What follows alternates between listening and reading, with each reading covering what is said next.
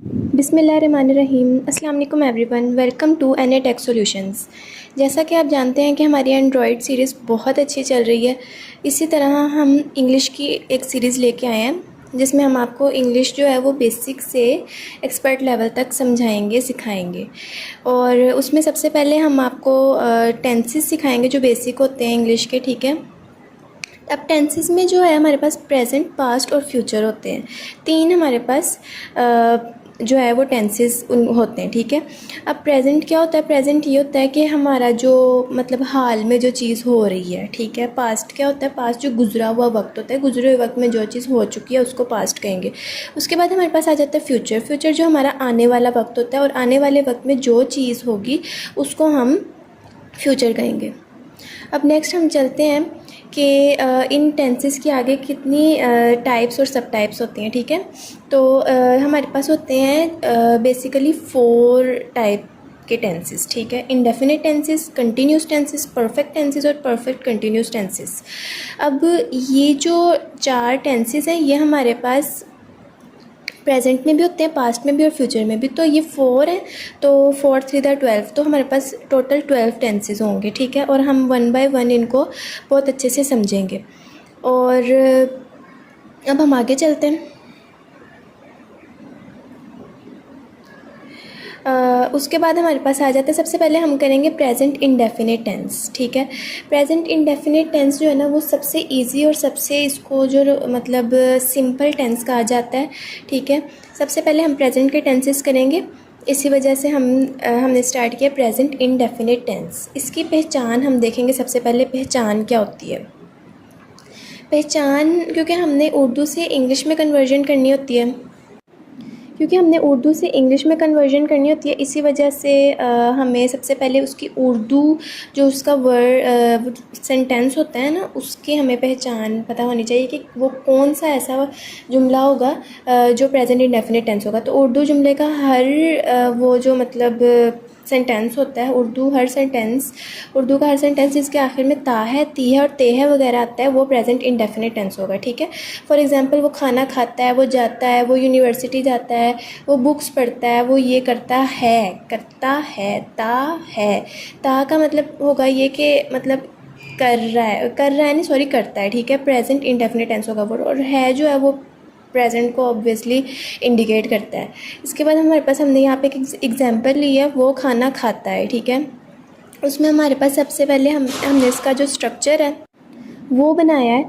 और स्ट्रक्चर में हमने सबसे पहले मैं जो हूँ इसको फॉर्मूला के तौर पे समझाती हूँ टेंसेस को, ठीक है। और यार ये बहुत इजीली तरीके से हमें समझ आ जाता है। हमें टीचर जिस तरह से समझाते नहीं हैं, जो जिस हिसाब से हमें टीचर समझाते हैं उससे हमें इतनी अच्छी समझ नहीं आती। लेकिन अगर हम फॉर्मूला याद कर लें ईच टेंस, ठीक है, तो हमें बहुत ईजीली टेंसेस की समझ आ सकती है। और मुझे लगता है कि आपको फार्मूलाज़ के साथ ही ये सब कुछ करना चाहिए, इजी रह जाता है, ठीक है। फार्मूला इसका जो है वो सब्जेक्ट प्लस वर्ब की फर्स्ट फॉर्म प्लस एस या एस का उसके साथ इजाफा हो जाएगा। एस और एस का इजाफा इस केस में होगा कि अगर हमारा जो सब्जेक्ट है वो सिंगुलर होगा, ठीक है। और उसके बाद हमारे पास ऑब्जेक्ट लग जाता है। सब्जेक्ट, वर्ब और ऑब्जेक्ट, ये 3 चीज़ें जो है ये टेंसेस में और इंग्लिश में सबसे ज़्यादा इंपॉर्टेंट होती है। इन 3 चीज़ों को जब तक आप नहीं समझेंगे आपको टेंसेस समझ आ ही नहीं सकते, ठीक है। तो सबसे पहले हम शुरू करेंगे सब्जेक्ट से कि सब्जेक्ट क्या होता है। सब्जेक्ट बेसिकली हमारे पास जो काम कर रहा होता है वो होता है, ठीक है। जो पर्सन या जो भी एनिमल या थिंग, जो भी एंटिटी, ठीक है, वो परफॉर्म कर रही है सेंटेंस में, जो काम कर रही है उसको सब्जेक्ट कहते हैं। और वो खाना खाता है में कौन सब्जेक्ट होगा? वो, क्योंकि वो काम कर रहा है ना, वो कोई भी है वो काम कर रहा है तो उसको सब्जेक्ट कहेंगे। उसके बाद ऑब्जेक्ट आ जाता है हमारे पास। ऑब्जेक्ट क्या होता है? जिस पर काम हो रहा होता है, ठीक है। यहाँ पे इसकी ऑब्जेक्ट की डेफिनेशन है, the object is the noun और pronoun that receive the action of the verb, it usually comes after the verb in the sentence. ये वही बात आ गई कि जो काम, जिस पर काम हो रहा है उसको ऑब्जेक्ट कहेंगे। वो खाना खाता है में ऑब्जेक्ट हमारे पास क्या होगा? खाना, जिस पर काम हो रहा है। समझ आइए आपको। उसके बाद हमारे पास आ जाता है वर्ब। वर्ब क्या है? एक्शन। आपने वर्ब को हमेशा एक ही चीज़ से याद रखना है, एक्शन, जो काम मतलब एक्शन जो परफॉर्म हो रहा है, ठीक है। एक तो ये है ना कि जो काम कर रहा है, एक ये है जिस पर काम हो रहा है, और एक ये जो काम हो रहा होता है। जो काम परफॉर्म हो रहा है, जो एक्शन परफॉर्म हो रहा है उसको हम वर्ब कहेंगे। तो इसमें वो खाना खाता है में हमारे पास वर्ब होगा खाता, ठीक है।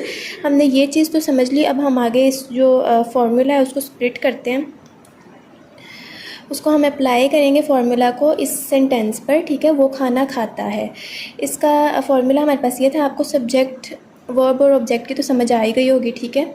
अब वो खाना खाता है ना, वो हमारे पास क्या है, सब्जेक्ट है, तो ही सब्जेक्ट है और खाना खाता है। तो सब्जेक्ट के बाद हमारे पास वर्ब की फ़र्स्ट फॉर्म लगेगी खाता। खाता हमारे पास वर्ब था, ठीक है। तो ईट होगी हमारे पास इसकी इंग्लिश, ठीक है। और ईट जो है वो फर्स्ट फॉर्म है, उसके साथ एस और यस का इजाफा इसलिए हुआ है क्योंकि ही जो है ना वो सिंगुलर एंटिटी है, ठीक है, वो प्लूरल नहीं है। आप लोगों को इतना तो पता होगा कि ही शी इट सिंगुलर एंटिटीज़ होती हैं और वो यू दे जो है वो प्लूरल, लेकिन जो आई है वो हमेशा हमारे पास प्लूरल की एंटिटी में उसका किया जाता है, उसको ऐड किया जाता है, क्योंकि ये इंग्लिश का एक रूल है और हम किसी भी रूल को चेंज नहीं कर सकते। उसके बाद हमारे पास आ जाता है खाना। खाना हमारे पास ऑब्जेक्ट था जो एंड पे लगेगा, तो फूड। तो हमारे पास क्या ये बन गया, ही ईट्स फूड। ये हमारे पास इसकी ट्रांसलेशन आ गई। मुझे उम्मीद है कि आप लोगों को ये बहुत अच्छे से समझ आ गया होगा। उसके बाद ये तो थे हमारे सिंपल, ठीक है, सिंपल इंडेफिनिट टेंस। अब हमारे पास आ जाता है नेगेटिव इंडेफिनिट टेंस, ठीक है। ये बहुत सिंपल है। इसका फॉर्मूला बस ये है कि आपने क्या करना है, सब्जेक्ट, ठीक है, उसके बाद डू और डू या फिर डज नॉट लगा देना है, उसके बाद वर्ब और उसके बाद ऑब्जेक्ट, ठीक है। अब इसमें हमारे पास सिर्फ एक ये चेंज है, डू और डज का हमारे पास जो है ना वो चेंज हो चुका है, ठीक है, कि डू और डज नॉट लगाना है। और आप लोगों को इतना भी पता होगा कि जो डू है ना वो लगता है प्लूरल एंटिटीज़ के साथ, ठीक है, आई वो यू दे। और जो डज है, डज नॉट, वो लगेगा हमारे पास सिंगुलर एंटिटीज़ के साथ, ही शी इट, ठीक है। ये भी आप लोगों को समझ आ गई होगी। तो जैसे अब वो खाना खाता है, अगर ये होता है कि वो खाना नहीं खाता है, तो ही क्या है, सिंगुलर एंटिटी है, सब्जेक्ट है, ठीक है। उसके बाद हमारे पास डज नॉट आ जाएगा। डज नॉट क्यों आएगा, क्योंकि सिंगुलर एंटिटी थी। सब्जेक्ट भी हो गया, डज नॉट हो गया, और अब ईट वर्ब हो गया, ठीक है। और इसके साथ एस या एस का ई एस का इजाफा नहीं होगा, क्योंकि यहाँ पे सिंगुलर एंटिटीज़ के साथ एस या एस का इजाफा होता था और यहाँ पे हमारे पास डज के डू के साथ ई एस का इजाफा हो जाता है। तो ये हमें फिर फर्स्ट फॉर्म सिंपल ही लगाएंगे। और आगे हमारे पास ऑब्जेक्ट आ गया फूड, ठीक है। अब नेगेटिव भी आपको समझ आ गया होगा। अब उसके बाद हमारे पास क्या है, इंटेरोगेटिव टेंस है, ठीक है। इंटेरोगेटिव टेंस में हमारे पास आ जाता है, इंटेरोगेटिव में ये होता है यार कि सवालिया जुमला, ठीक है, कोई सवाल पूछा जा रहा है। अब अगर इसका जो फार्मूला देखें वो ये है, फार्मूलाज आपने याद रखने, अगर आप फार्मूलाज याद रखेंगे और नोट्स बना लेंगे तो आपको कभी ज़िंदगी में टेंसेस नहीं भूलेंगे। डू और डज जो है ना उसको हमने स्टार्ट में लिख लेना है, ठीक है, सेंटेंस के। उसके बाद बिल्कुल सिंपल है, subject plus verb plus object, बिल्कुल सिंपल, बिल्कुल सिंपल अंग्रेज़ी आपने जाननी है यहाँ पे। उसके सबसे पहले आपने ये देखना है कि डू हमारे पास किसके साथ लगेगा, जो प्लूरल एंटिटीज़ हैं, ठीक है, आई वो यू दे। और जो डज़ है वो हमारे पास ही शीट सिंगुलर जो एंटिटीज़ हैं उनके साथ लगेगा। तो वो खाना खाता है, अगर यहाँ पे होता है क्या वो खाना खाता है, तो इसका होता है हमारे पास डज़ जो पहले लग गया हमारे पास, ठीक है। डू डज इस वजह से लगा क्योंकि ही सिंगुलर एंटिटी है। अगर वो खाना खाते हैं होता है तो डू लगना था, डू दे ईट फूड, ठीक है। अब यहाँ पे क्योंकि सिंगुलर एंटिटी तो यहाँ पे डज ही ईट फूड लगेगा। मुझे उम्मीद है आप लोगों को बहुत अच्छे से समझ आ चुकी होगी। अब नेक्स्ट जो वीडियोस में हम प्रेजेंट कंटिन्यूस टेंस को करेंगे, उसको समझेंगे। उम्मीद है आप लोगों को बहुत अच्छा हमारा चैनल का कंटेंट लग रहा होगा। तो आप प्लीज़ लाइक, सब्सक्राइब और शेयर करें और ज़्यादा से ज़्यादा सपोर्ट कीजिए। Thank you so much. अल्लाह हाफिज़।